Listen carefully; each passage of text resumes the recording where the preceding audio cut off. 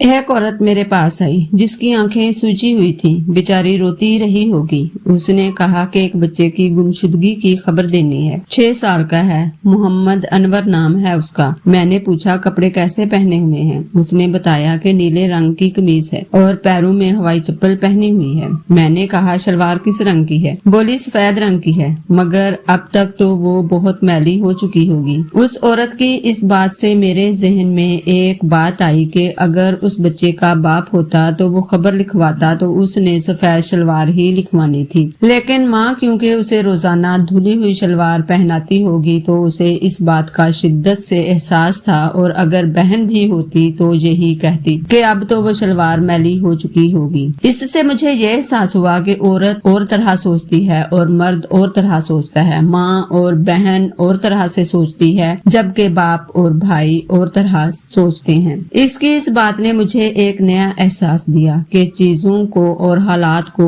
औरत की निगाह से देखना बहुत अहम और जरूरी है। ट्रॉट्स्की ने कहीं लिखा है, if you want to change the situation, look at that situation with the eyes of a woman. अगर तुम हालात को तब्दील करना चाहते हो तो हालात को एक औरत की नजर से देखो।